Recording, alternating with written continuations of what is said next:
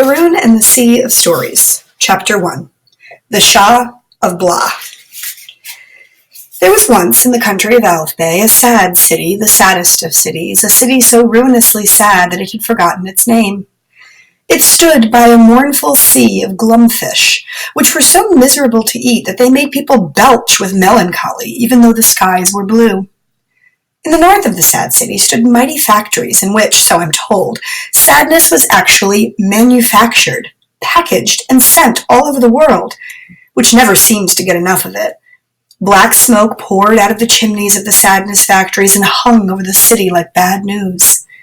And in the depths of the city, beyond an old zone of ruined buildings that looked like broken hearts, there lived a happy young fellow by the name of Haroun, the only child of the storyteller Rashid Khalifa, whose cheerfulness was famous throughout the unhappy metropolis, and whose never-ending stream of tall, short, and winding tales had earned him not one but two nicknames.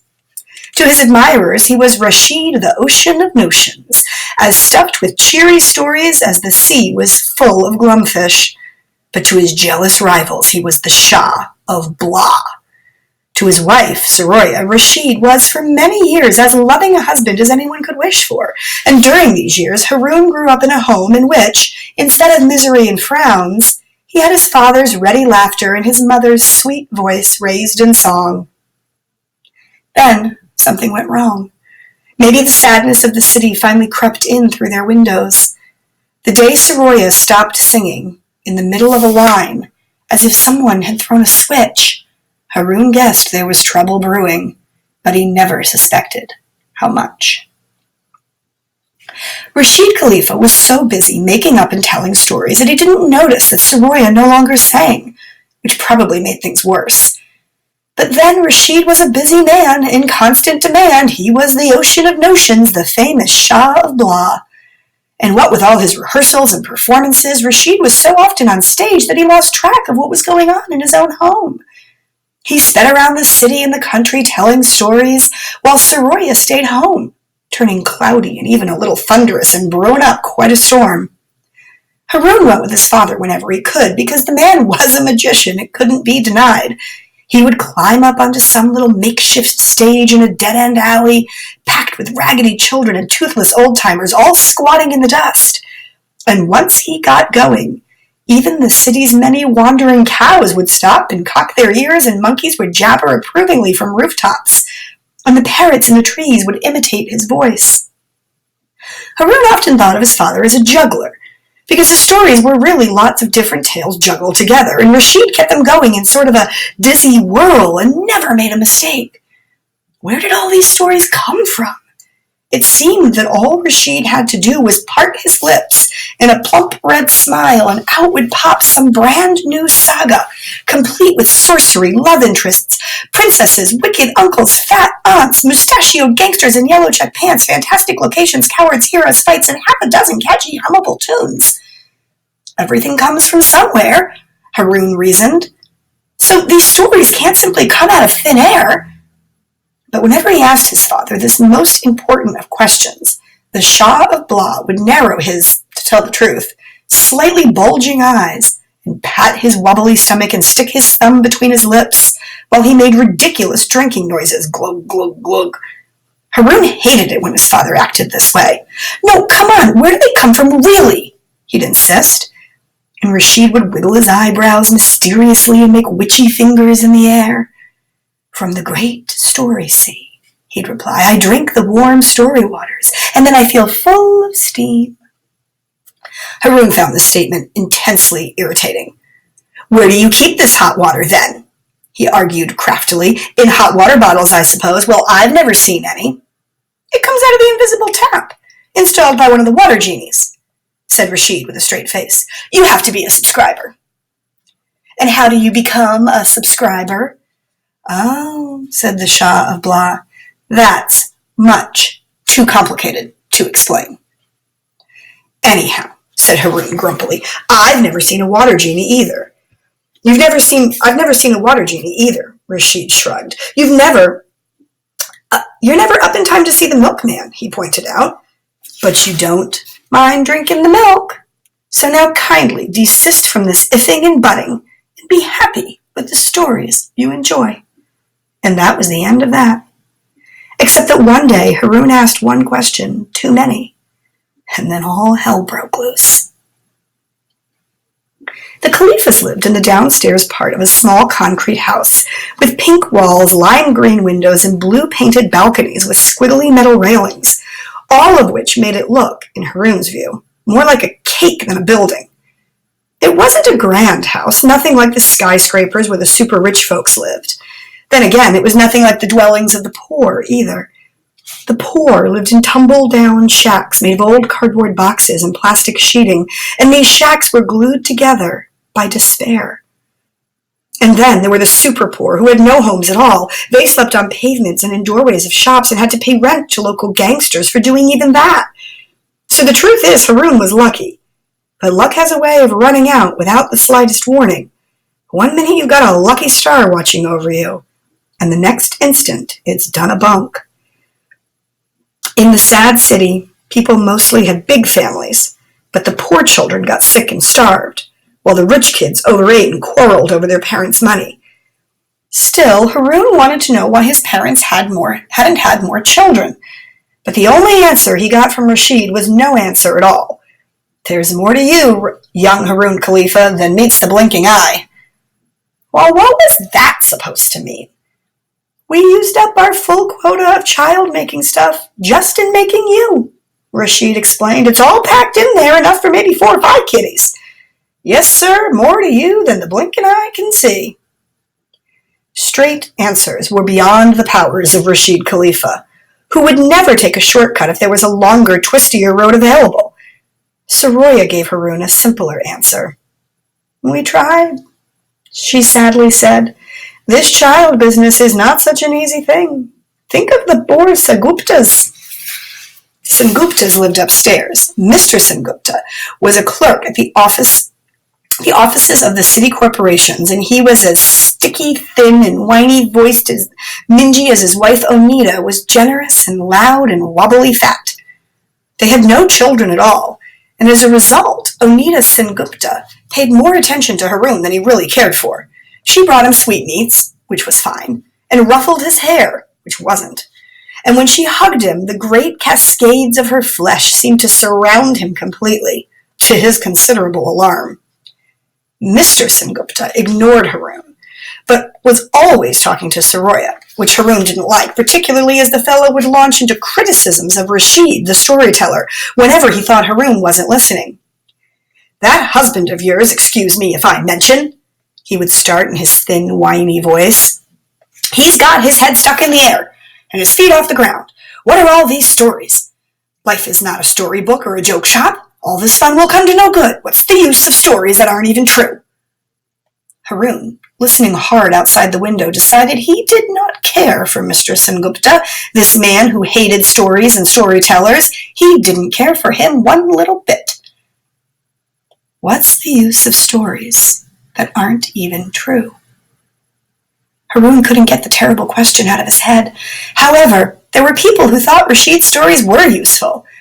In those days, it was almost election time, and the grand pajandrums of the various political parties all came to Rashid, smiling their fat cat smiles, to beg him to tell his stories at their rallies and nobody else's.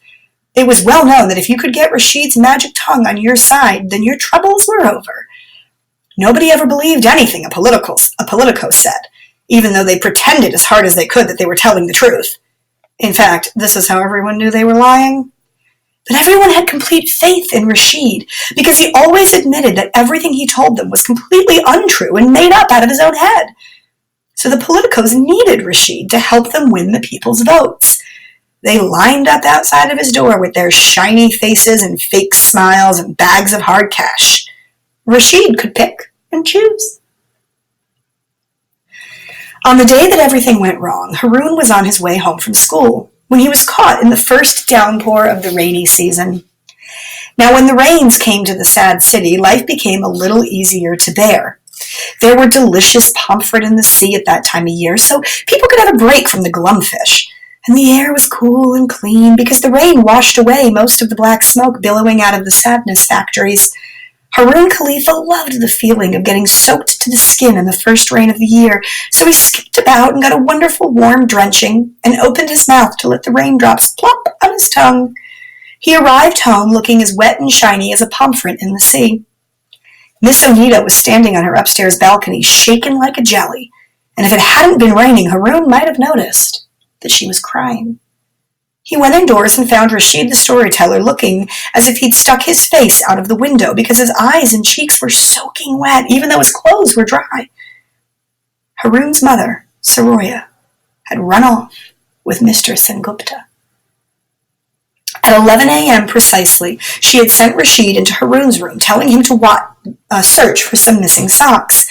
A few seconds later, while he was busy with the hunt, Haroun was good at losing socks, Rashid heard the front door slam, and an instant later the sound of a car in the lane. He returned to the living room to find his wife gone, and a taxi speeding away around the corner.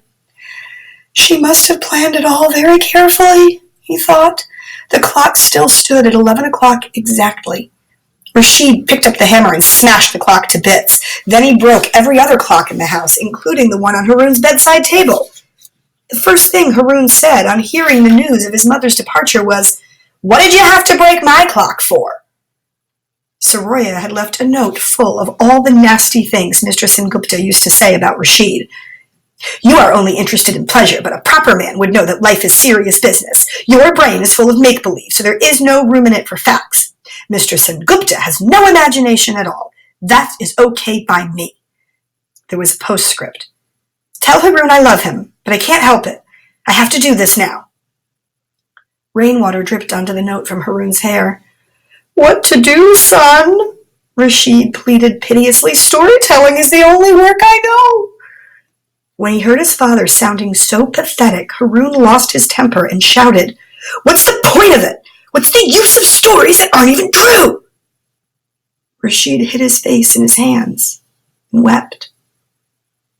Haroun wanted to get those words back, to pull them out of his father's ears and shove them back into his own mouth, but of course he couldn't do that. And that was why he blamed himself when, soon afterwards, and in the most embarrassing circumstances imaginable, an unthinkable thing happened.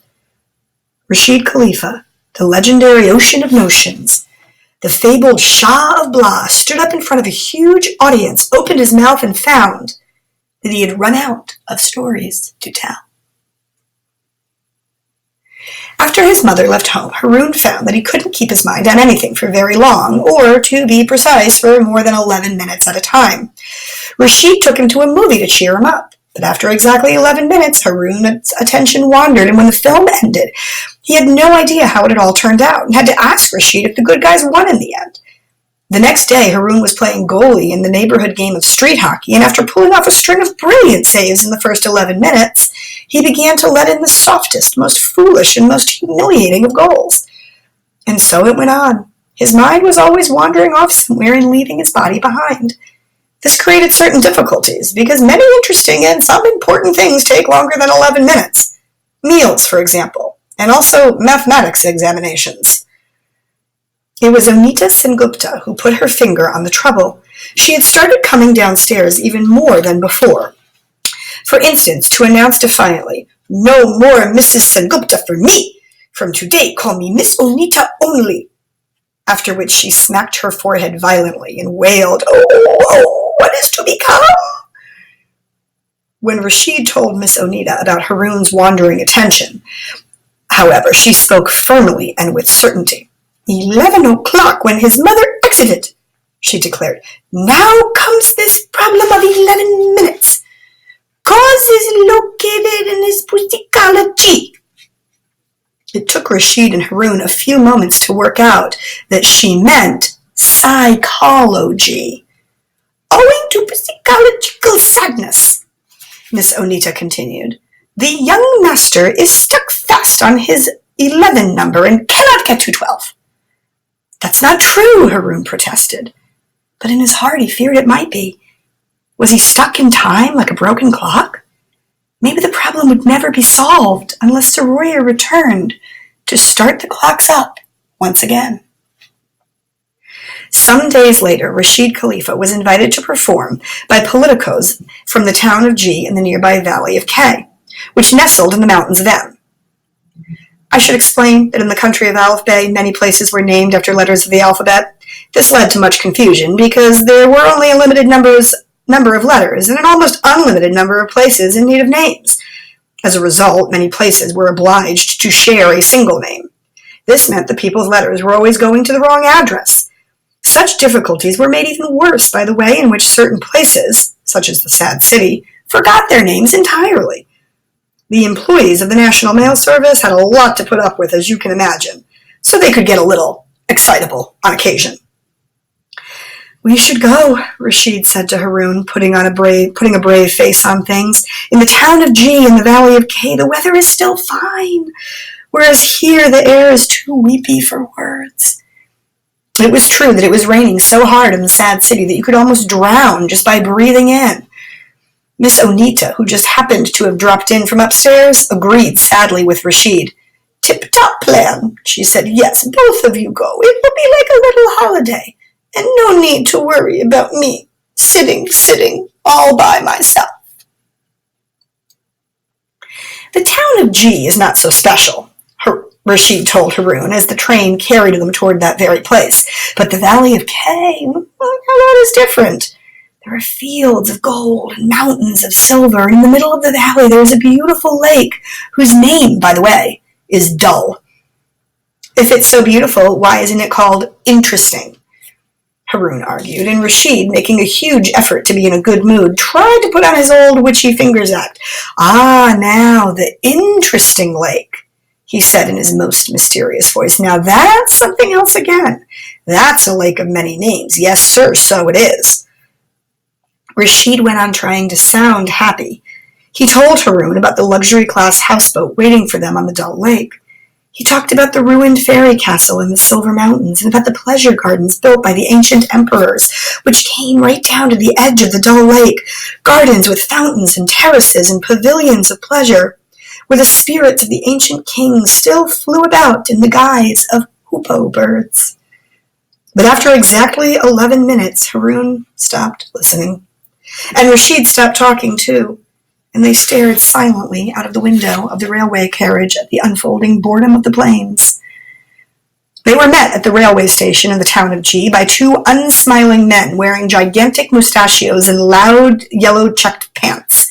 "They look like villains to me," Haroun thought, but he kept his opinion to himself. The two men drove Rashid and Haroun straight to the political rally. They drove past buses that dripped people the way a sponge drips water and arrived at a thick forest of human beings, a crowd of people sprouting in all directions like leaves on jungle trees. There were great bushes of children and rows of ladies arranged in lines like flowers in a giant flower bed. Rashid was deep in his own thoughts and was nodding sadly to himself. Then the thing happened, the unthinkable thing. Rashid went out to the stage in front of that vast jungle of a crowd, and Haroun watched him from the wings, and the poor storyteller opened his mouth, and the crowd squealed in excitement, and now Rashid Khalifa, standing there with his mouth hanging open, found that it was as empty as his heart. "Ark!" That was all that came out. The Shah of Blah sounded like a stupid crow. "Ark! Ark! Ark!" After that, they were shut up in a steaming hot office while the two men with the mustachios and the loud yellow checked pants shouted at Rashid and accused him of having taken a bribe from their rivals and suggested that they might cut off his tongue and other items also. And Rashid, close to tears, kept repeating that he couldn't understand why he had dried up and promising to make it up to them. "In the valley of K, I will be terrifico, magnifique," he vowed. "Better you are," the mustachioed men shouted back, "or else out comes that tongue from your lying throat." "So when does the plane leave for K?" Haroun butted in, hoping to calm things down. The train, he knew, didn't go into the mountains. The shouting men began to shout even more loudly. "Plane? Plane? His Papa Stories won't take off, but the brat wants to fly? No plane for you, mister. And Sonny, catch a blasted bus." "My fault again," Haroun thought wretchedly. I started all this off. What's the use of stories that aren't even true? I asked that question and it broke my father's heart. So it's up to me to put things right. Something has to be done. The only trouble was, he couldn't think of a single thing.